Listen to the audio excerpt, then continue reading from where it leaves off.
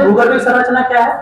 तो जो भूतल है वो भूतल किन चट्टानों से निर्मित है उन्हें जानेंगे तो भूगर्भीय संरचना कहलाती है। ये आपको ध्यान रखना है। अब भारत की जो भूगर्भीय संरचना है, भारत की भूगर्भीय संरचना अगर आप देखेंगे तो ये हमारा प्यारा भारत है।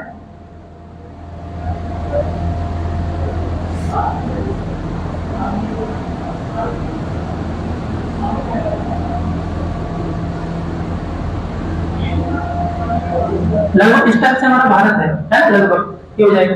तो भारत की जो भूमि है वो किन चट्टानों से निर्मित है उनके बारे में हम अध्ययन करेंगे। फिर कभी भविष्य में आता है पेपरों में तो आप आराम से इसे बता पाओ, ठीक है, ये आपको ध्यान रखना है।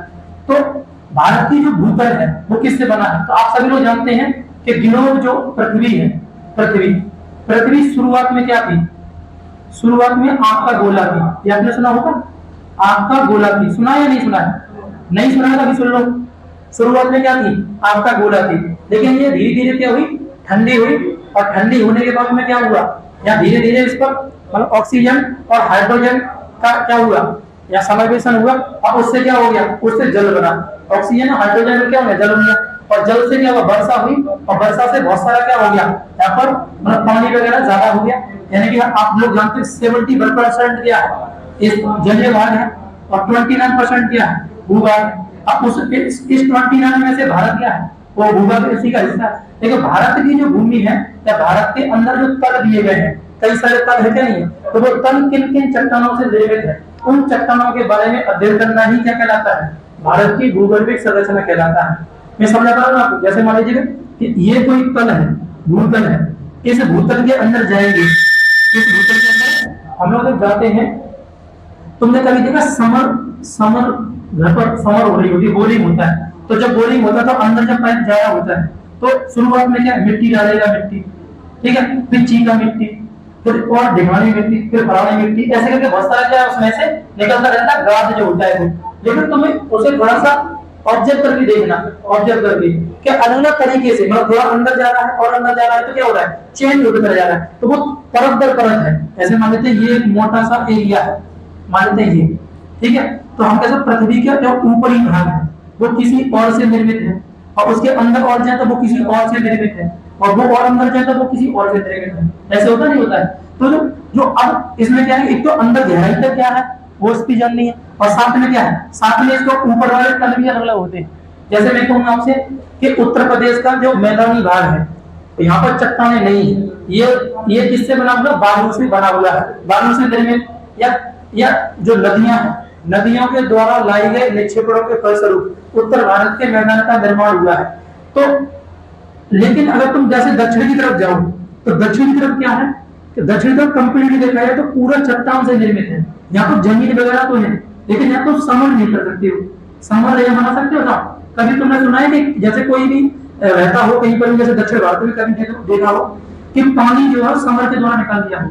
नहीं, यहाँ पाइपलाइन आती है पीने के पानी की, यहाँ अंदर से जमीन से पानी निकाल सकते हैं। क्योंकि यहाँ पर क्या है, यहाँ इसके अंदर क्या होता है, पानी की जो वाटर लेवल है वो है ही नहीं नीचे, यहाँ कंप्लीट चट्टानों से निर्मित है। तो कहीं ना कहीं देखा जाए तो भारत की भूगर्भीय संरचना अगर तुम देखोगे तो दक्षिण भारत की भूगर्भीय संरचना में देखोगे तो ज्यादातर दक्षिण भारत की, ये जो भारत का दक्षिणी भाग है, दक्षिणी भाग ये गोंडवाना लैंड कहलाता है। ये पहले भी बता चुके हैं आपको। और उत्तरी भाग क्या कहलाता है? अंगारा लैंड। हालांकि अंगारा लैंड जो है वो हिमालय से ऊपर का एरिया है। किसके ऊपर का? हिमालय से ऊपर का एरिया कहलाता है अंगारा लैंड। ये दो लैंड है, लैंड का मतलब क्या? भूमि, और यहाँ पर भी क्या? भूमि। तो गोंडवाना भूमि और अंगारा भूमि, इन दोनों के फलस्वरूप क्या है, भारत कहीं ना कहीं इन दोनों से निर्मित है, हम ऐसे मान सकते हैं। लेकिन भारत की चट्टानें विशेष रूप से किस लैंड में है? तो वो है गोंडवाना लैंड में। किस लैंड में हो जाएंगे? गोंडवाना लैंड किसे कहते हैं? आप देखो हेडिंग डाल लीजिए, समझ लीजिए। सुनो, आप हेडिंग डाल लीजिए Gondwana land, Gondwana land. Gondwana land जो है वो दक्षिणी भारत है, दक्षिणी भारत या प्रायद्वीपीय भारत, दक्षिणी भारत या प्रायद्वीपीय भारत आप एक कर लीजिएगा। गोंडवाना लैंड किससे बना हुआ है? दक्षिण भारत या प्रायद्वीपीय भारत, ठीक है, ये दोनों आप कर लीजिएगा।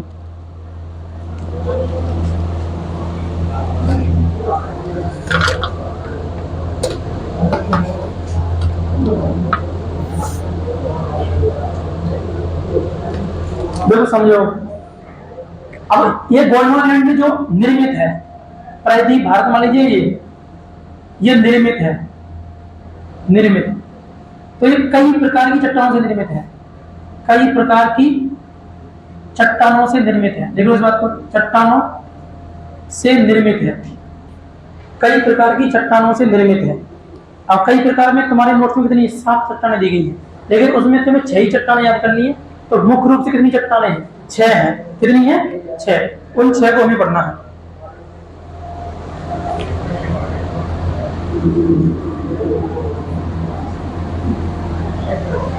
छह चट्टानों से निर्मित है। देखो कौन कौन सी 6 चट्टानें हैं।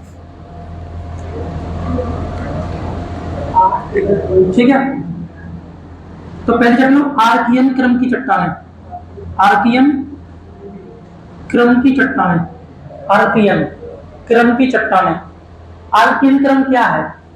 आर्कियन क्रम की चट्टान आप कहीं पर भी पढ़ोगे, इतिहास पढ़ो या भूगोल पढ़ो, कहीं भी हम मानव की उत्पत्ति या कुछ भी कहते हैं तो हम जरूर इस बात को दोहराते हैं कि बताइए पृथ्वी जो है शुरुआत में आग का गोला थी, जब ठंडी हुई तो ठंडी होने के बाद में जिस भूमि का निर्माण हुआ उस भूमि पर जो चट्टानें बनी थी उन चट्टानों को क्या बोलते हैं? आर्कियन क्रम की चट्टानें। तो हम यहाँ पर सीधे सीधे एक शब्द लिख सकते हैं कि इनका निर्माण जो है वो किन से हुआ है? पृथ्वी के ठंडे होने के फलस्वरूप इन चट्टानों का निर्माण हुआ है। पृथ्वी के ठंडे होने के फलस्वरूप इन चट्टानों का निर्माण हुआ है। उसमें डिटेल है तो चाहो तो वहां से डिटेल पढ़ लो, और लगता है शॉर्ट में हमें काम चल जाएगा। जो आपको लिखवा है तो वैसे कर लीजिएगा, जो उचित लगे वैसे। आर्कियन, तो आर्कियन क्रम की चट्टानें पृथ्वी के ठंडे होने से जो बनी है वो आर्कियन क्रम की चट्टान है। इसका मतलब क्या था? ये तो हम पहले बता दिए कि पृथ्वी शुरुआत में क्या थी? आग का गोला थी, और आग का गोला ठंडा हुआ तो ठंडा होने पर जिन चट्टानों का निर्माण हुआ उन्हें क्या बोलते हैं? आर्कियन क्रम की चट्टान कहते हैं। अब एक एग्जांपल समझो, जैसे कभी भट्टे पर ईंट पकते हुए देखी है? ईंट जो होती है तो शुरुआत में मिट्टी होती है, और उस मिट्टी से वो पात करके क्या करते हैं, उसे उसमें आग देते हैं, और उसके बाद क्या पकती है। तो वो शुरुआत में जैसे मान लो एकदम लाल लाल हो जाए आग का गोला। अब आग का गोला होने के बाद जब वो ठंडी होगी तो बताओ कैसी ईंट बनेगी? है 3 तरह की ईंटें बनेगी। एक तो बनेगी टेढ़ी मेढ़ी वाली, जिसे बोलते हैं कैसी? चटकाई। एक होती है अब्बल, एक होती है पियरा। ऐसे होते ना, होते एकदम घुमच के आग लग जाएगा, एकदम घुमच के टेम्परेचर बढ़ जाए एकदम बहुत ज्यादा, तो चटका उपयोग में आ सकती है? नहीं आती। चटका उपयोग में नहीं आती है, ध्यान रखना। कौन सी आती है? अब्बल। कौन सी आती है? अब्बल। और पियरा भी आ जाती है। वैसे ही कहना चाह रहे हैं, तो यहाँ पर वही है कि आर्कियन क्रम किसे बोलेंगे? आर्कियन क्रम किसे बोलेंगे? जो चटका है। समझ में आ रहा है? चटका मजबूत होती है कि कमजोर होती है? एकदम घुमच के मजबूत होती है। उसे मिस्त्री जो होता है ना तो तोड़ता है ना, तोड़ नहीं पाएगा उसको, काफी ज्यादा क्या है मशक्कत करनी पड़ती है, सब जगह टूटती है वो। ऐसा होता नहीं होता है? तो वो स्थिति क्या कहलाती है? कोई स्थिति में।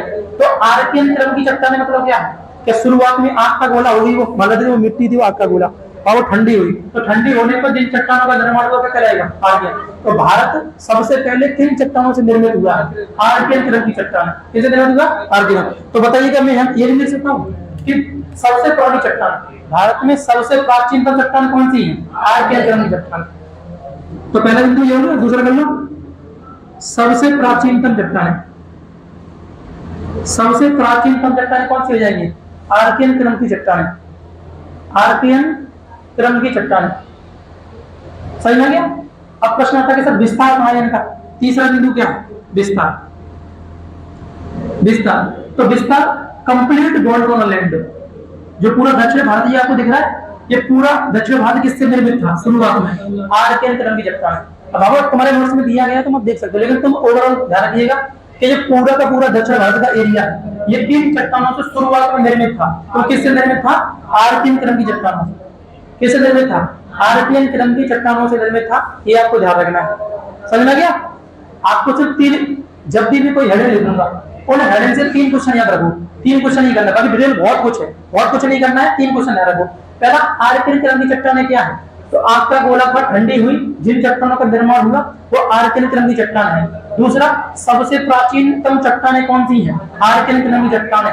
और इनका विस्तार पूरा गोंडवाना लैंड, पूरा क्या है? गोंडवाना लैंड। एक चाहो तो यहाँ पर एक चीज मेंशन कर सकते हैं, अरावली पर्वत श्रेणी।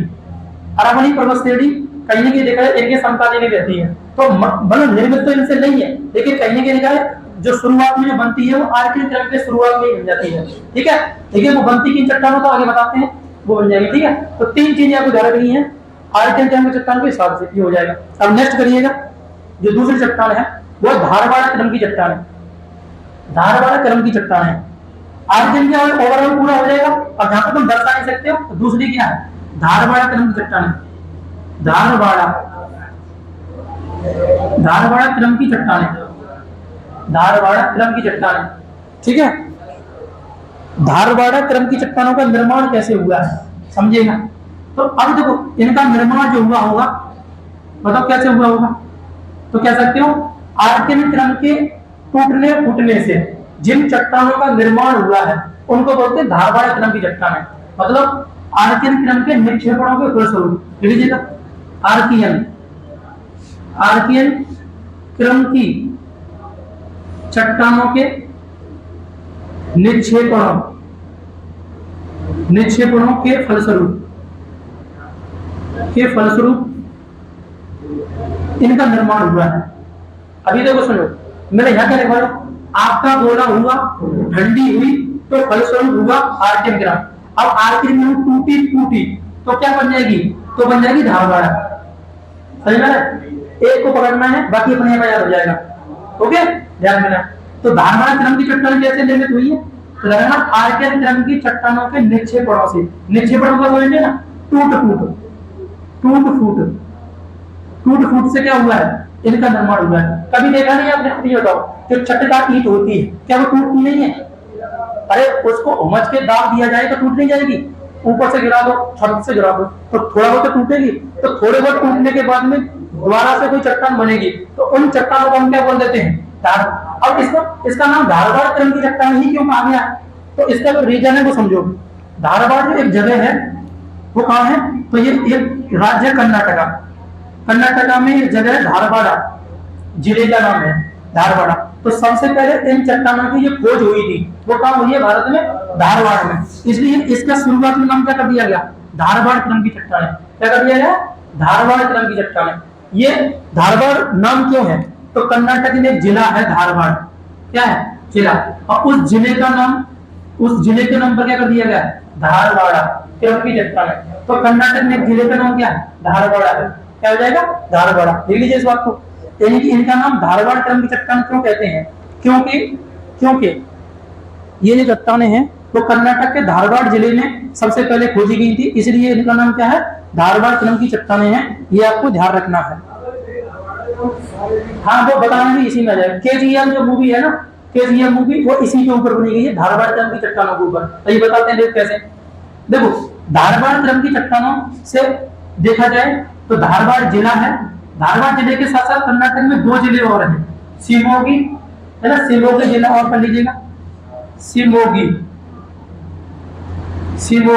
एक शिमोगी जिला और है इसी में, शिमोगी। और एक जिला और बेलारी, शिमोगी और बेलारी, शिमोगी बेलारी। कर्नाटक में तीन जिलों में इनका विस्तार है, धारवाड़, शिमोगी और बेलारी। धारवाड़, शिमोगी और बेलारी। तो ये जो चट्टानें वो कौन सी हैं? ये चट्टानें देखा जाए तो धारवाड़ नाम क्यों है? क्योंकि सबसे पहले धारवाड़ जिले में खोजी गई है, इसलिए इनका नाम क्या है? धारवाड़ क्रम की चट्टानें हैं। ये तीन जिलों में विस्तृत है, धारवाड़ जिले में, शिमोगी जिले में और बेलारी जिले में। समझ गया? ये तीन चीजें बता रही है। इनका निर्माण कैसे हुआ है? आर्कियन क्रम की चट्टानों के टूटने फूटने से इन चट्टानों का निर्माण हुआ है। इसी से निर्मित है कौन? अरावली पर्वत श्रेणी। इसी से किस निर्मित कौन है? अरावली पर्वत श्रेणी। तो लिख लो, अरावली पर्वत किससे निर्मित है? तो लिखना अरावली इसी से निर्मित है। अरावली पर्वत इसी से निर्मित है, धारवाड़ क्रम की चट्टानों से। राइट, ये आपको ध्यान रखना। इसका मतलब क्या होगा कि इनका विस्तार कर्नाटक के साथ साथ कहां पर है? राजस्थान में भी है, गुजरात में भी है ना? राजस्थान, गुजरात।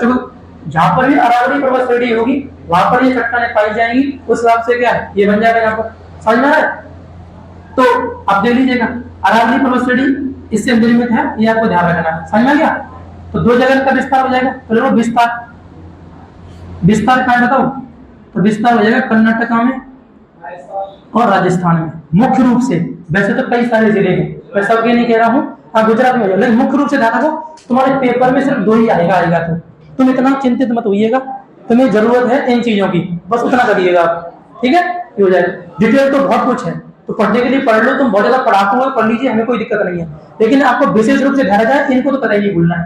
देखो तीन तीन ध्यान रखना है, आर्य के क्रम में तीन ही देखा है, यहाँ पर भी लगभग तीन बिंदु देख रहे हैं। धारवाड़ क्रम की चट्टानें कर्नाटक में मुख्य रूप से विस्तृत हैं और साथ में राजस्थान में भी। राजस्थान में अरावली पर्वत श्रेणी दुनिया का सबसे प्राचीनतम पर्वत है। सबसे प्राचीनतम पर्वत दुनिया में सबसे पुराना पर्वत कौन सा है? अरावली। अरावली पर्वत कैसा पर्वत है? अवशिष्ट पर्वत है। कैसा पर्वत है? अवशिष्ट। ये पर्वत जब पढ़ाए थे आपको सब बताया हुआ है पहले से ही, राइट? जिन विद्यार्थियों ने पहले से पढ़ा हुआ है तो उनको इन चीजों की जानकारियां हैं, तो आप रिकॉल करिएगा। जिनको जानकारी नहीं है वो नोट डाउन कर लीजिए यहीं पर ही कि अरावली पर्वत के बारे में क्या विशेषता है। पेपर में यही सबसे ज्यादा प्रश्न आता है अरावली के बारे में, या तो माउंट आबू का पूछता है, क्योंकि माउंट आबू जो है इसकी सबसे ऊंची चोटी, माउंट आबू के पास गुरु शिखर है ना? और गुरु शिखर या माउंट आबू के पास क्या है? जैन मंदिर है, देलवाड़ा का जैन मंदिर, वो कहां पड़ जाता है? तो यहीं पड़ जाता है अरावली। तो अरावली पर्वत तीन चट्टानों से निर्मित है, धारवाड़ क्रम की चट्टानों से निर्मित है, ये आपको ध्यान रखना है। कोई समस्या यहाँ तक? कोई समस्या नहीं ना? अब आगे बढ़ते हैं। देखो इसी में देखिएगा, अब ये जो धारवाड़ क्रम की चट्टानें हैं ये क्यों प्रसिद्ध है भारत में? ये बहुत ज्यादा प्रसिद्ध क्यों है? तो इनकी प्रसिद्धि का क्या कारण है? देखो ये क्यों प्रसिद्ध है, तो आप देखना भारत की सर्वाधिक आर्थिक रूप से समृद्ध चट्टानें, सर्वाधिक आर्थिक रूप से समृद्ध, आर्थिक रूप से क्या है? समृद्ध, आर्थिक रूप से समृद्ध है। समृद्ध चट्टानें कौन सी है? तो वो हो जाएंगी आपकी धारवाड़। आर्थिक में समृद्ध मतलब क्या है? क्या इनमें बहुमूल्य धातुएं मिलती हैं जिनकी रेट जो होता है बहुत हाई होता है, जैसे सोना है, चांदी है, लोहा है, टंगस्टन है ना? ये सभी जस्ता है, ये सभी किसमें मिलते हैं? इसी में। तो प्रश्न पूछता है वो क्या था, ये निम्नलिखित में से सोने की खानें भारत में कहाँ है पाई जाती है? धारवाड़ क्रम की चट्टानों में। कहाँ पाई जाती है? धारवाड़ क्रम। तो ये बिंदु को लिख लो, ये देखो इन सभी चट्टानों में सबसे ज्यादा इंपोर्टेंट यही चट्टान है। पेपर में सबसे ज्यादा प्रश्न अगर इनसे पूछा गया है ना, अगर चट्टानों के हिसाब से पूछोगे तो वो यही वाली है। तो इसको थोड़ा सा क्या है डीपली पढ़ लीजिएगा, बहुत शॉर्ट नहीं पढ़ना है, डीपली 3-4 बिंदु बढ़ा लीजिएगा। तो कर लीजिएगा क्या लिखना है, ये देखो ये चट्टानें भारत में, ये चट्टानें भारत में आर्थिक रूप से, ये चट्टानें भारत में आर्थिक रूप से सर्वाधिक समृद्ध चट्टानें मानी जाती हैं। आर्थिक रूप से सर्वाधिक समृद्ध चट्टानें मानी जाती हैं। सर्वाधिक आर्थिक रूप से सर्वाधिक समृद्ध चट्टानें मानी जाती हैं क्योंकि इन चट्टानों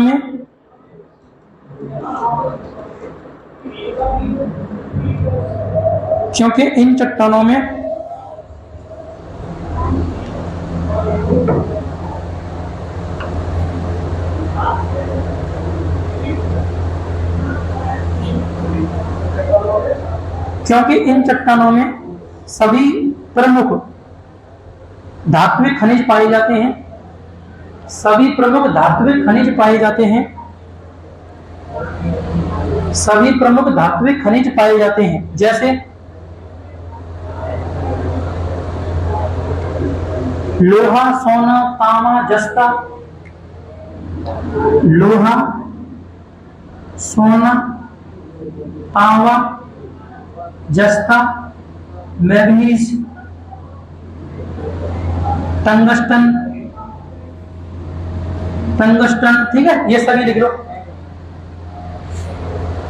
और क्रोमियम, ये प्रमुख रूप से है। क्रोमियम, ठीक है, पेपर में सब पूछे गए हैं, ठीक है। अब इसके जस्ट बाद हम पढ़ेंगे भारत के खनिज।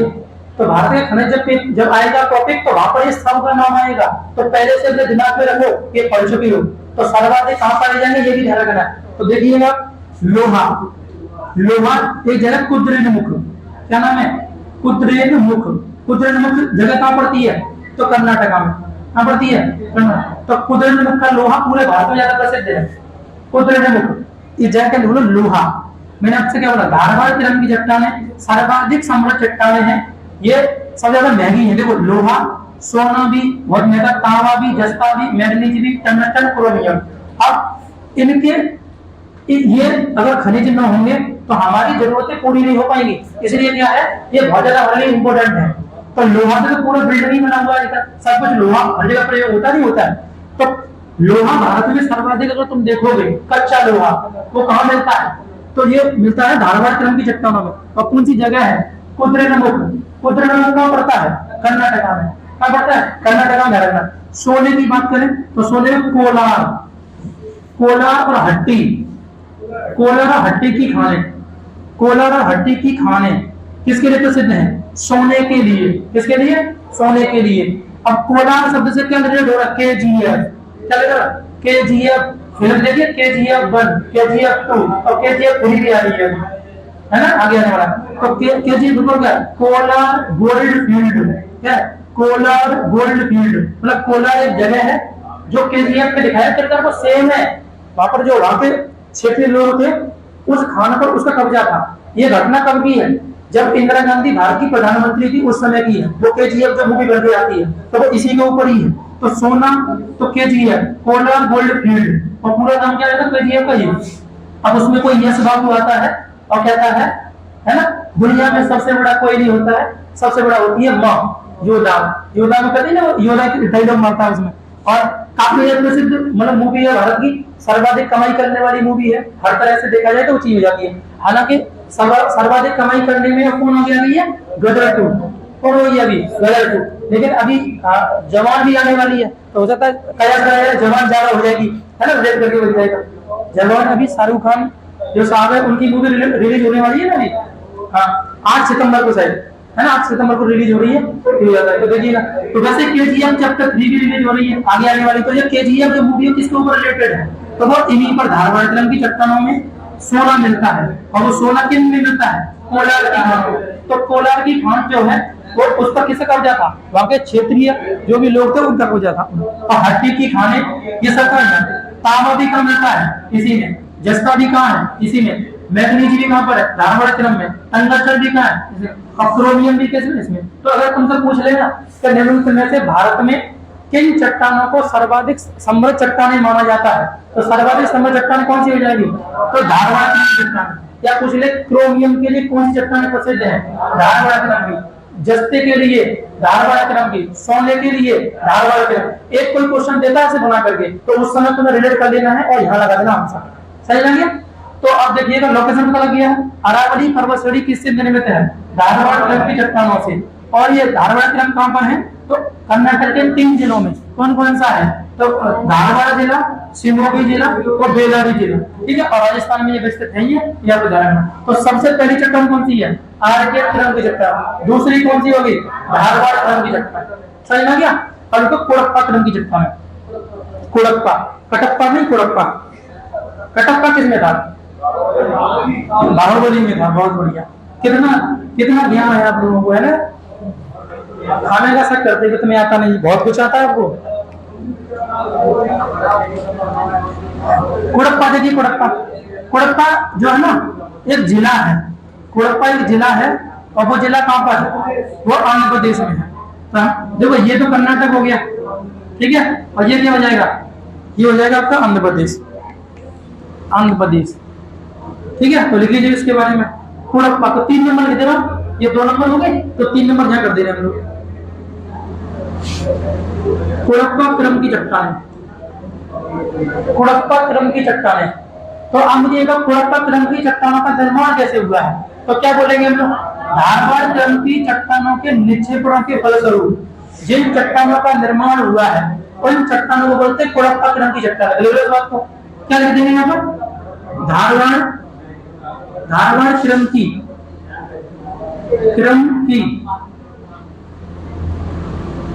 चट्टानों चट्टानों के निक्षेपणों के फलस्वरूप ठीक है किनका निर्माण हुआ है? कुड़प्पा क्रम। किनका हुआ? कुड़प्पा एक जगह है, कहां पर है? आंध्र प्रदेश है। आंध्र प्रदेश कहां पर है? आंध्र प्रदेश। कुड़प्पा कहां पर पड़ता है? आंध्र प्रदेश में। कुड़प्पा कहां है? आंध्र प्रदेश में। या कोई धारणा एक चीज मेंशन कर लीजिएगा यहाँ पर, धारवाड़ा क्रम की चट्टानें और आर्किन क्रम की चट्टानें जीवाश्म युक्त है कि जीवाश्म रहित है? जीवाश्म युक्त या जीवाश्म रहित? मतलब जीवाश्म मतलब इसमें जीवों के अंश पाए जाते हैं या नहीं? तो नहीं पाए जाते, तो ये क्या है? जीवाश्म रहित है। दोनों चट्टानें कैसी हैं? जीवाश्म रहित। और ये भी कैसी है? ये भी जीवाश्म रहित है। कैसी है? जीवाश्म रहित। दोनों धारा इसमें जीवों के अंश नहीं पाए जाते, जीवाश्म नहीं पाए जाते। ठीक है, ध्यान रखना, ये हो जाएगा। अब कुड़प्पा ज्यादा इंपोर्टेंट नहीं पेपर की दृष्टि से, तो इतना ध्यान रखिएगा कि कुड़प्पा क्रम की चट्टानें तीसरे नंबर की चट्टानें है भारत में। पहले की आर्कियन है, दूसरे की धारवाड़ा है, तीसरे की कुड़प्पा है। कुड़प्पा की चट्टानें जो है उनका निर्माण किनके निक्षेपणों से हुआ है? धारवाड़ से हुआ है। किससे हुआ है? धारवाड़ से। इसमें और कुछ ज्यादा इंपोर्टेंट नहीं रह लीजिए, समझ में? पेपर के लिए ज्यादा इंपोर्टेंट कौन सी है? धारवाड़। कौन सी है? धारवाड़। अगर चौथे नंबर की चट्टान समझ में? चौथे नंबर चट्टान करिएगा, चौथे पर लिखिएगा विंध्यन क्रम की चट्टानें। चौथे पर क्या है? विंध्यन क्रम की चट्टानें। विंध्यन क्रम की चट्टानें। विंध्यन क्रम की चट्टानें विंध्याचल पर्वत के इर्द गिर्द पाई जाएंगी। विंध्याचल पर्वत तुम पहले पढ़ चुके हो, पढ़े या नहीं पढ़े हैं? पढ़े हैं आप लोग। विंध्याचल कहां पड़ता था? मध्य प्रदेश। तो बताओ ना, विंध्याचल क्रम की चट्टानें कहां पाई जाएंगी? मध्य प्रदेश। राजस्थान से प्रारंभ होकर के छत्तीसगढ़ तक इसका विस्तार है, ऐसा नहीं कि ये पास में। ठीक है, तो इसका निर्माण कब हुआ होगा? इसका निर्माण तो क्या बोलेंगे? कुड़प्पा क्रम की चट्टानों के निक्षेपणों के फलस्वरूप। परिभाषा से नहीं देना, क्या हो जाएगा? इनका निर्माण कैसे हुआ है? कुड़प्पा क्रम की चट्टानों के निक्षेपणों से क्या हुआ है? निक्षेपणों के फलस्वरूप विंध्यन क्रम की चट्टानों का निर्माण हुआ है। कुड़प्पा क्रम की चट्टानों के निक्षेपणों के फलस्वरूप, कुड़प्पा क्रम की चट्टानों के निक्षेपणों के फलस्वरूप विंध्यन क्रम की चट्टानों का निर्माण हुआ है। विंध्यन क्रम की चट्टानों का निर्माण हुआ है। हो गया? परिभाषा एक पकड़ लो, बाकी अपने आप सारी याद हो रही है, उसमें परिभाषा में कुछ नहीं रहता है, बस डराना आपको समझ में आना चाहिए। विंध्यन क्रम की चट्टानें कहां पड़ती हैं? तो आप कर सकते हो, ये इनका विस्तार मुख्य रूप से कहां है? मध्य प्रदेश। कहां है भैया? मध्य प्रदेश में मुख्य रूप से, है ना? मध्य प्रदेश मुख्य रूप से। वैसे तो कई सारे राज्यों में मैं ये नहीं कह रहा जो प्रमुख रूप से है मध्य प्रदेश में है। ये क्यों प्रसिद्ध है? ये प्रसिद्ध क्यों है बताइए? तो ये प्रसिद्ध है भवन सामग्री के लिए। कह लीजिएगा, क्यों प्रसिद्ध है? भवन सामग्री निर्माण के लिए। भवन सामग्री निर्माण। भवन सामग्री जो है निर्माण हम करते हैं वो सर्वाधिक कहां से प्राप्त होता है? विंध्यन क्रम की चट्टानों से। जैसे आप लो बलुआ पत्थर,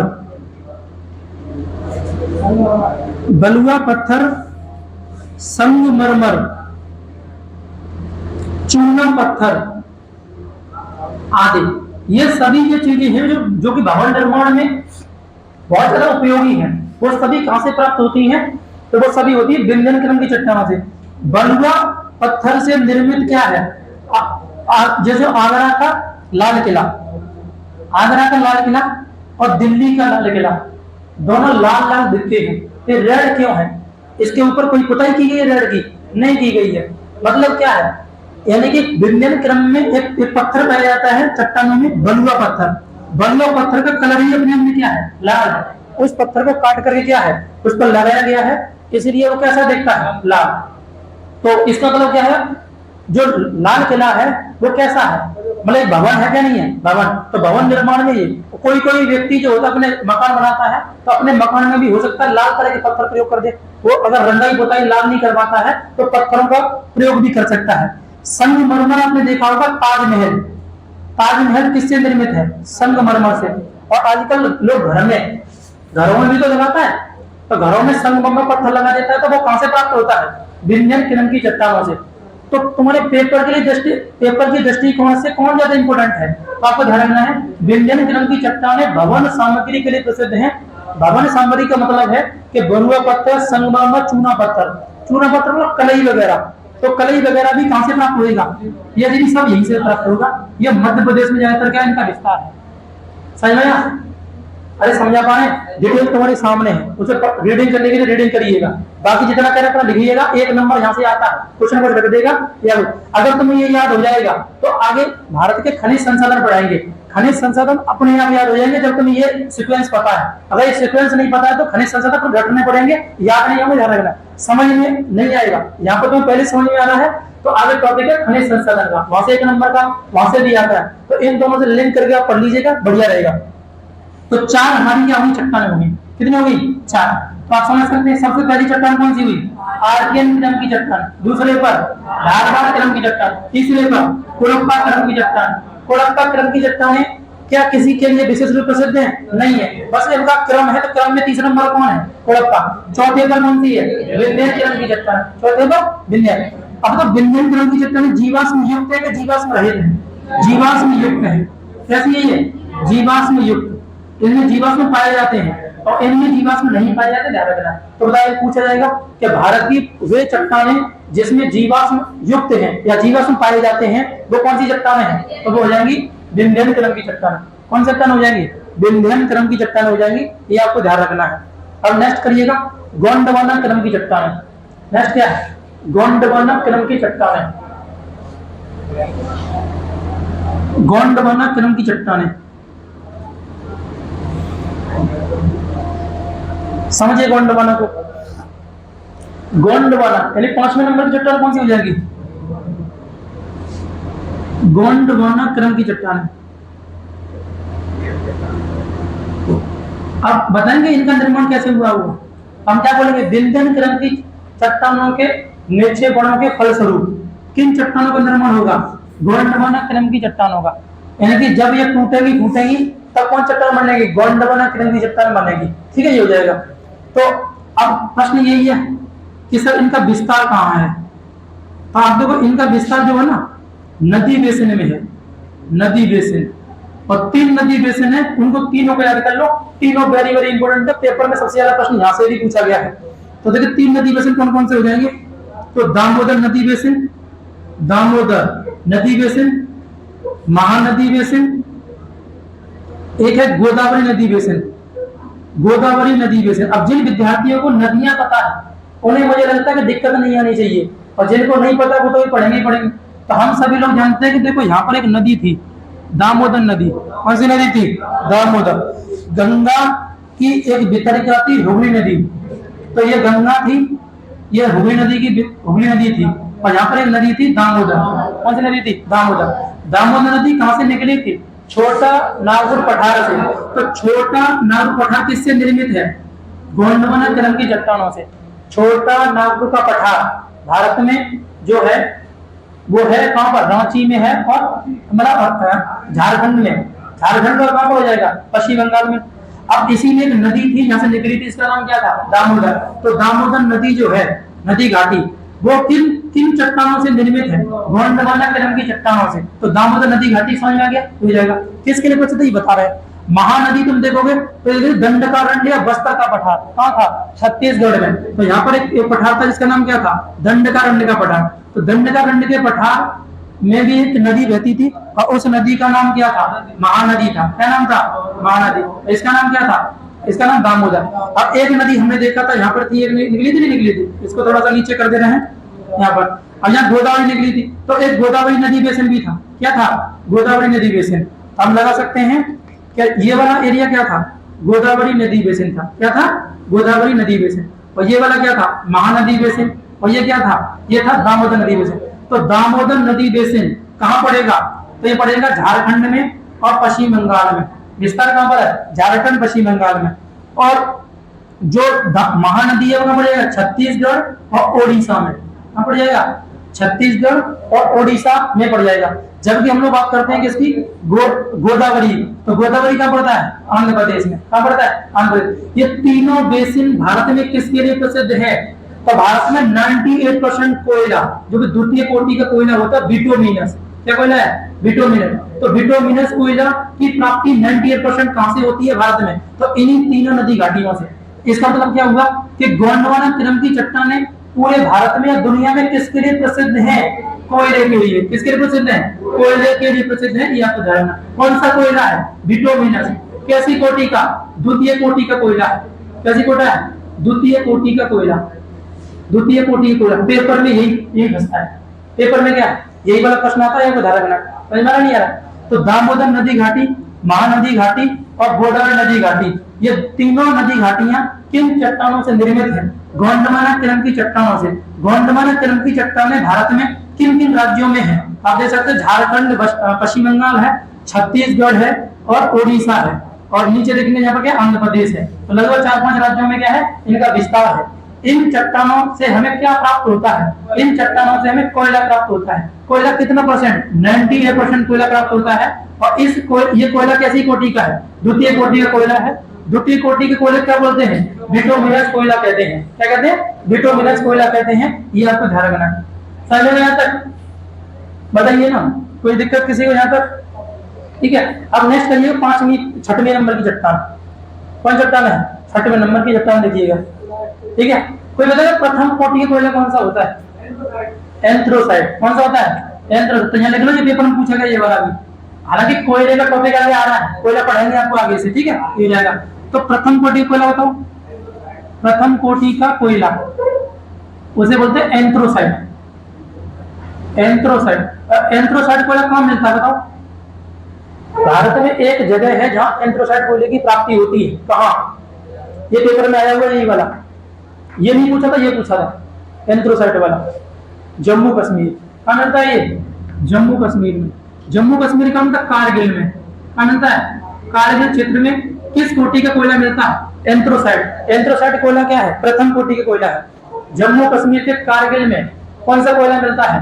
प्रथम कोटि का कोयला एंथ्रोसाइट। जबकि द्वितीय कोटि का कोयला जो है वो कहाँ मिलता है? वो मिलता है, जो कि 98% कोयला है, वो मिलता है कहाँ पर? गोंडवाना क्रम की चट्टानों में और दामोदर, महानदी, गोदावरी नदी घाटी बेसिनों में।